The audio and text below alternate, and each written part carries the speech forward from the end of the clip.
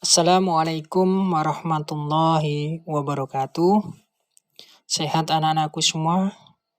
Semoga pada kesempatan ini kita semua masih diberi kesehatan, masih diberi kekuatan dalam menjalankan aktivitas kita sehari-hari. Pada kesempatan ini saya akan menyampaikan materi 3 pada KD 316 tentang komponen aktuator pada robot mata pelajaran PSR, pengendali sistem robotik. Anak-anakku sekalian, jangan lupa selalu tetap jaga kesehatan, cuci tangan, pakai masker, dan selalu terapkan protokol kesehatan. Kompetensi dasar pada KD 316 ada memahami komponen-komponen utama pada robot atau MPS. Ada KD 4.16 melakukan pemeriksaan fungsi komponen-komponen yang digunakan pada robot. Sedangkan indikator pencapaian kompetensi ada 316.1 menjelaskan komponen-komponen utama pada robot atau MPS. Ada 316.2 menguraikan komponen-komponen utama pada robot atau MPS. Ada 316.3 menunjukkan komponen-komponen utama pada robot atau MPS. Ada 316.4 menampilkan komponen-komponen utama pada robot atau MPS. Ada 416.1 mencoba fungsi komponen-komponen yang digunakan pada robot. Ada 416.2 menggunakan komponen-komponen yang digunakan pada robot. Untuk tujuan pembelajaran kita pada kali ini, yang pertama adalah melalui kegiatan daring dan menggali informasi, siswa dapat menjelaskan komponen-komponen utama pada robot atau MPS dengan percaya diri. Melalui kegiatan daring dan menggali informasi, siswa dapat menguraikan komponen-komponen utama pada robot atau MPS dengan benar. Melalui kegiatan daring dan menggali informasi, siswa dapat menunjukkan komponen-komponen utama pada robot atau MPS dengan benar. Melalui kegiatan daring dan menggali informasi, siswa dapat menampilkan komponen-komponen utama pada robot atau MPS dengan baik. Melalui kegiatan praktikum, siswa dapat mencoba fungsi komponen-komponen yang digunakan pada robot dengan benar. Melalui kegiatan praktikum, siswa dapat menggunakan komponen-komponen yang digunakan pada robot dengan baik. Baiklah, sekarang coba kalian amati gambar yang ada ini.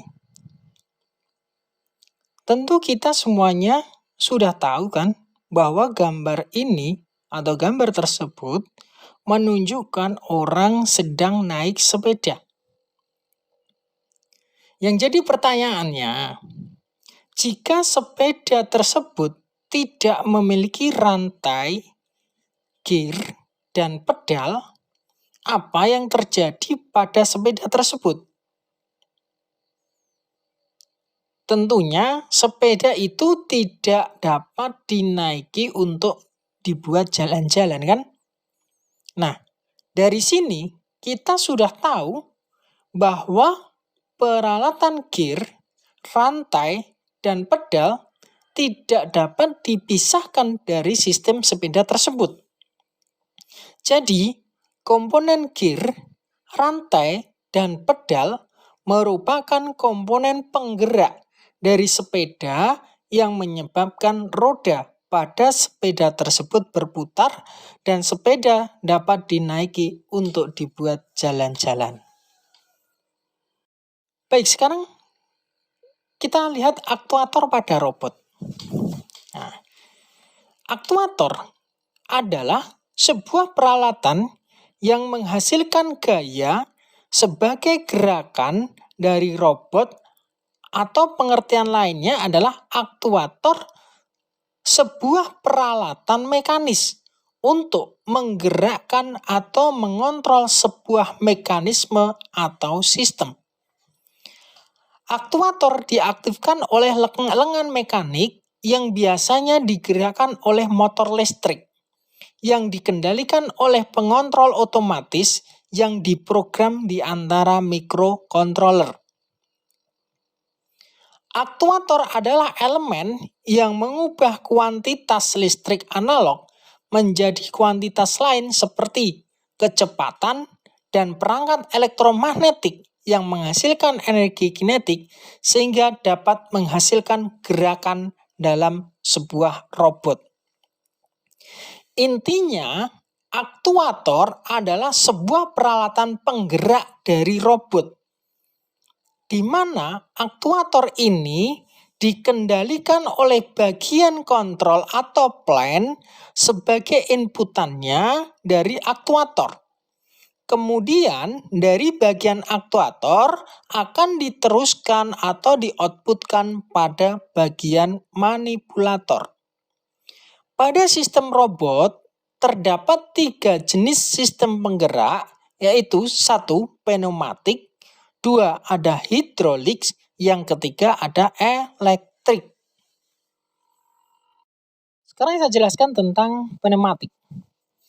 Pneumatik adalah suatu sistem penggerak yang menggunakan tekanan udara sebagai tenaga penggeraknya. Dalam industri robot, terdapat 30% penggunaan sistem penggerak pneumatik. Pneumatik digunakan untuk menggerakkan sumbu dengan mengalirkan udara bertekanan. Udara tersebut masuk ke dalam silinder pneumatik dan menggerakkan mekaniknya.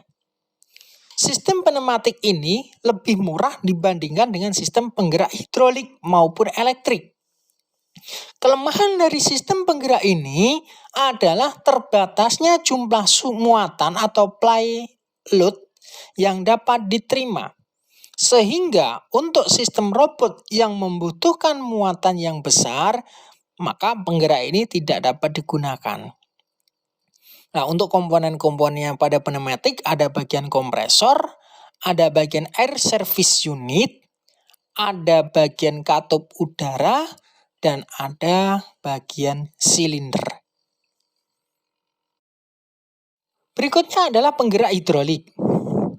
Hidrolik merupakan sebuah rangkaian komponen yang memanfaatkan zat cair atau fluida untuk menghasilkan energi mekanis. Zat cair tersebut diolah dengan seperangkat komponen dan melalui serangkaian proses hingga akhirnya menjadi sebuah gerakan. Sebenarnya sistem hidrolik sama persis dengan sistem pneumatik. Yang membedakan adalah tenaga penggeraknya. Jika hidrolik menggunakan cairan oli, sedangkan pneumatik menggunakan udara sebagai tenaga penggeraknya. Penggerak hidrolik digunakan 45% dalam industri robot. Penggerak ini bekerja hampir sama dengan pneumatik, perbedaannya terletak pada fluida yang digunakan. Pada hidrolik menggunakan cairan atau minyak untuk penggerak silinder hidrolik. Silinder terhubung dengan sumbu manipulator sehingga timbul gerakan pada aktuatornya. Penggerak hidrolik mempunyai kemampuan lebih besar dari muatan yang diterima oleh penggerak pneumatik. Berikutnya adalah penggerak elektrik. Sistem penggerak elektrik adalah suatu penggerak yang energi penggeraknya berasal dari energi listrik. Penggerak elektrik menggunakan motor AC maupun DC. Motor ini dihubungkan ke sumbu manipulator dengan memakai gigi reduksi untuk mengurangi jumlah putaran. Gigi reduksi juga berfungsi untuk meningkatkan tenaga putaran yang dibutuhkan robot, sehingga dapat meningkatkan jumlah beban. Motor sebagai penggerak di sini dibagi menjadi 4 jenis. Yang pertama ada motor AC. Merupakan jenis motor listrik yang bekerja menggunakan tegangan AC atau alternating current. Yang kedua adalah motor DC, merupakan jenis motor listrik yang bekerja menggunakan tegangan DC atau direct current. Yang ketiga adalah motor stepper, merupakan salah satu jenis motor DC yang dikendalikan dengan pulsa-pulsa digital. Prinsip kerja motor stepper adalah bekerja dengan mengubah pulsa elektronis menjadi gerakan mekanis diskrit, di mana motor stepper bergerak berdasarkan urutan pulsa yang diberikan kepada motor stepper tersebut. Atau dikatakan motor ini berjalan per step atau per tahap. Yang keempat adalah motor servo. Merupakan sebuah perangkat atau aktuator putar atau motor yang dirancang dengan sistem kontrol umpan balik loop tertutup atau servo, sehingga dapat di-set up atau diatur untuk menentukan dan memastikan posisi sudut dari poros output motor tersebut. Baik anak-anakku sekalian, itu tadi adalah materi yang ketiga dari KD 316 pada mata pelajaran PSR, pengendali sistem robotik. Silahkan kalian pahami, kalian cermati, kalian pelajari dengan sungguh-sungguh. Sampai ketemu pada materi selanjutnya. Atas perhatiannya saya ucapkan terima kasih. Sekian, wassalamualaikum warahmatullahi wabarakatuh.